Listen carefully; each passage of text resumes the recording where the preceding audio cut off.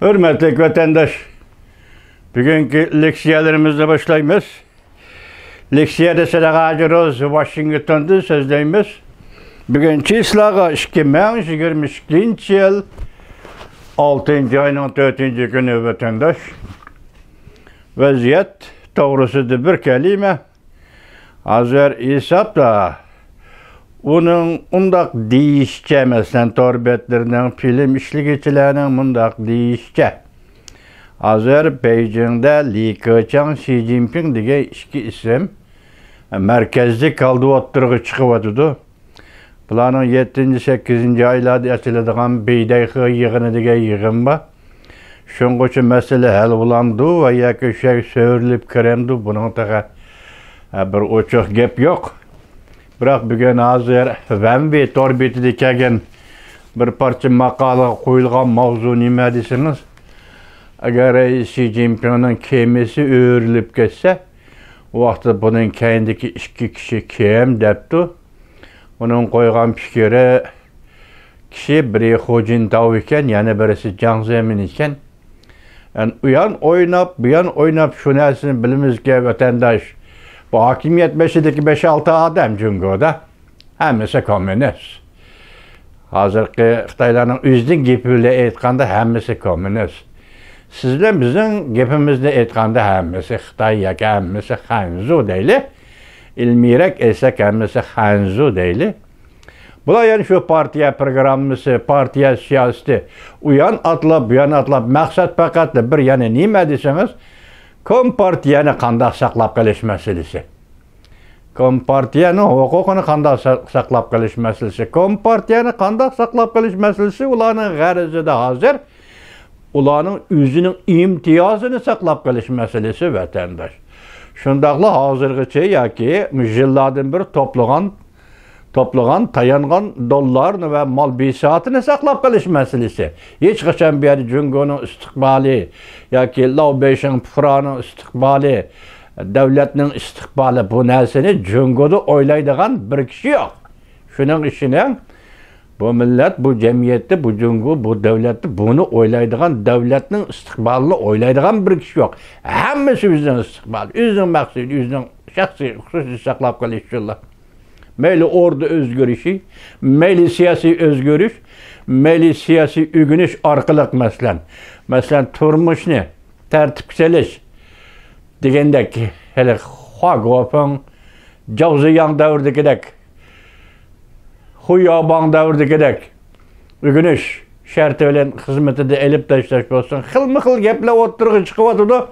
Deki onun neticesi qanday qoldi. Bir nokta qarab turasiz vatandaş. Mesela hazır deyli Reis Xi Jinping kaldı Li Keqiang oturuğu çıktı deyli. İkisi bir grup adam yoki bir kabinetning a'zolari deyli. Bu yerda farq nima? Gap o emas. Avval sen siyosiy programmani qo'yib baqa. Mesela Li Keqiang sen Jungoda hozir hokimiyet beşik kilidi ekansan yoki Reis Xi Jinpingni elividi ekansan, siyaset programmani nima? Topshirib baqa butun dunyoga ham Jungo xalqiga.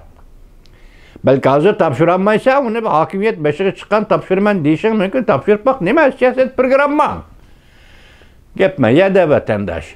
Muşu 50-60 yıldan beri özgürlük ceryanında fakatlı özgürlük hasıl kılmendige iki sekreter. Biri Huyaobang. O Tibet, Şincan, Uygurustan meselesi doğrusu özgürlük hasıl kılmen dedi. İkinci Zhaoziyang. O 13. kurultaydılı Jungo'u demokratik saat elip kilimen elivetti o emmine. Aşağı diğerlik üçe hemmesi elbette. Hazır bir yerde siyaset programımız yok. Ya Reis Xi Jinping'den onun aşkara müstabitizm dedi. O Jungo dilemez. Bütün dünyada müstabitizmni iş kaçırma manda ulu var niyet bilen. Muşunda ulu var kar niyet bilen. Özeti ulu var. Muşunda kar niyet bilen oturuşku. Hazır bugün gep nerede? Biz mandak paran kılayla da. Meyli Li Keqiang hakimiyet beşik kessin. Men Reis Xi Jinping hakimiyetten düşüp geçse. Bu siz için, biz için bir almaştırış, poçta atlarını almaştırışta perez kılaydı. Asasen nime? Putununu koyduğu yer, kayerge koysa. Üzden ürü turalaydıgan, deslep turalaydıgan asasen nime? Her kandak hakimiyetinin mevcutluğu iqtisodning mavjudligi. İqtisod bo'la olsa, iqtisod barpo bo'la olsa, iqtisodni turg'iza olsang, iqtisodni shu jamiyat, shu davlatda muqim holatga mayli bugun tushib ketsin, ati o'sib ketsin, mushu tangpunlikni saqlab qola olsang, bu hokimiyat sening hokimiyating apandi. Agar iqtisodni saqlab qolamsan, sening olmashqinining ahamiyati nima? Onu elbette bunun gelişi, bunun gidişi, bu nesnenin sebebi nime ve onun ahmiyeti nime? Hiç dememez vatandaş. İktisat destek durdu, iktisadın bağmazı. Gep manamış ya. Cungo'da iktisat tügüdü. Ne çıkından bir cümle, iki cümle dostlar vatandaş. İktisat tügüdü. Nimiş tügüdü? Öy imaret tügüdü. Öy imaret azı kurululup kağa, öy imareti setip alıdığan adam yok. Hazır ikinci kolda ötüdüğün öy imaretke qarab koyduğun bir dollar sanaydıgan, yak bir yuvel sanaydıgan adam yok. Öy imaret bunu ticaret toxtudu degen gep hesapta. Yani tünügüllerden kilovatkan meslenelikle denxin deydiğin adamın fikri de nime deydi? Hazır istimal kasatlaştı deydi. İstimal kasatlaştı diye o vaxtıda altın, bu zünnet buyumları, kiyim, kiçek, yani şu sıkılıp durmuş kitediğin lazım tuvar buyumlar. Bunların hemisi aile ilikleri saymaları, muşlarının hemisi hazır pul sanaydığın man kirek idi de 6 yuven, 5 yuven taşlaydığın adam yok. Fakat hazır hıracet. İstimalda hıracet, yemek, içmek, köktat, açlık o bu. Anda Govin Goy'un sözü de bugün ya açlık krizi yetip geldi Cungo'ya. Mümkün. Bu qahatçılıkın sen tutup kalanmay sen deydiğin yagiyet. Bu Ukrayna vuruşunun Cungo'ya açlık importlı şart körsetken tesiri intayın zor dedi Govin Goy. İktisat muşalık yaptı.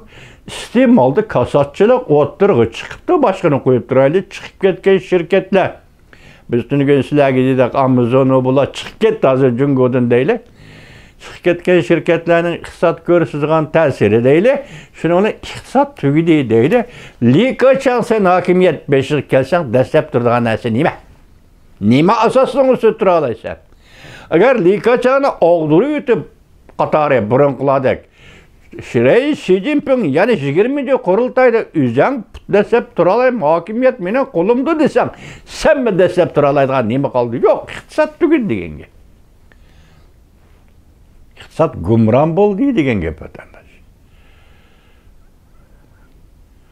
Mesela müşahede kelgende Cungo hükümeti ende nege vardı? Bunundaki olmuş ediğinin hakimiyet beşiği kildiğinin vakti siyaset programısı neymi buludu? İktisat ötken tünügün silahı aldın sözlülüksiyede sözlülük mü kanda? Moşu sebepten iktisatlı kutuluş, iktisatını Cungo iktisadını kutuldurup kaliş için hazır Cungo'nun hakimiyet beşideki rehberi Xi Jinping mu? Yani nime Wang Qishan, Pang Qishan digellerinizin hemmisi mu?